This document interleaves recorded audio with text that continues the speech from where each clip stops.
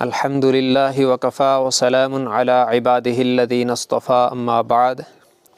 معزز سامعین و ناظرین، آج کی ویڈیو میں ہم آپ کی خدمت میں حضرت امیر معاویہ رضی اللہ تعالی عنہ کی 3 اہم ترین خصوصیات عرض کر رہے ہیں۔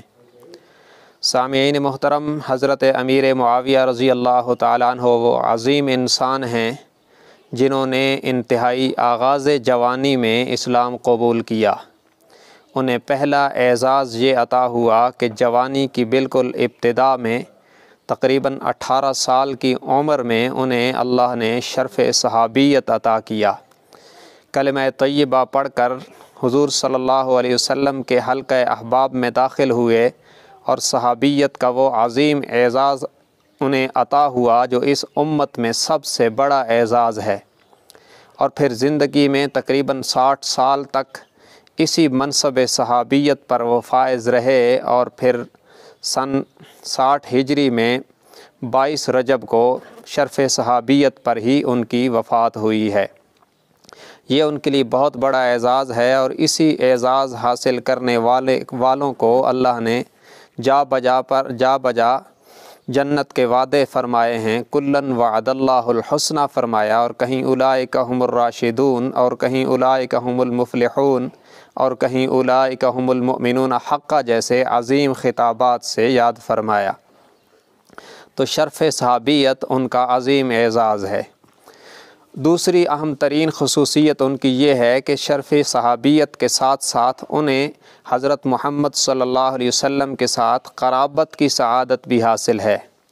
کسی بڑے آدمی کے ساتھ قرابت اور رشتہ داری کا قائم ہونا بھی بلا شبہ اعزاز ہے۔ پھر سب سے بڑا اعزاز یہ ہے کہ کائنات کی سب سے بڑی ہستی حضور اکرم صلی اللہ علیہ وسلم کے ساتھ کسی کو قرابت عطا ہو۔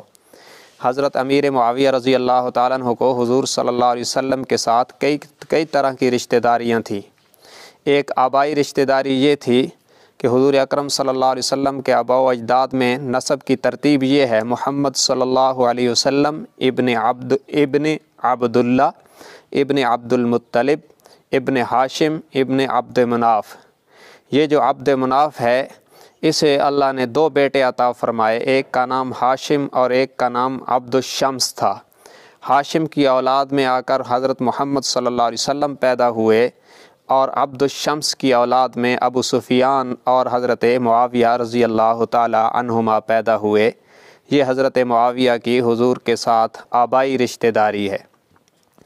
اور شرف صحابیت عطا ہوا، زمانہ اسلام آیا تو اس وقت بھی حضرت امیر معاویہ رضی اللہ تعالیٰ عنہ کی حضور صلی اللہ علیہ وسلم کے ساتھ ایک نئی رشتہ داری قائم ہوئی، اور وہ یہ ہے کہ حضرت ابو سفیان کی بیٹی حضرت امیر معاویہ رضی اللہ تعالی عنہ کی سگی بہن ام حبیبہ حضرت رملہ رضی اللہ تعالی عنہ حضور اکرم صلی اللہ علیہ وسلم کے نکاح میں آئیں اور پوری امت کی ماں بنی ہیں۔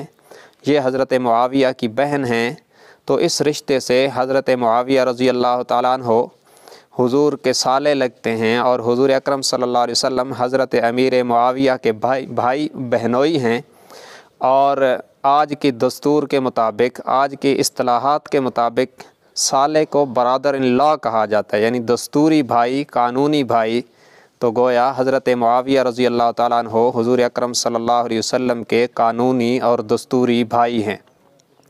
ان کا تیسرا اعزاز یہ ہے کہ حضور اکرم صلی اللہ علیہ وسلم کی زبان اطہر سے انہیں تعریفی کلمات سے نوازا گیا، اور انہیں بارہا مرتبہ بارگاہ رسالت سے دعائیں ملی ہیں۔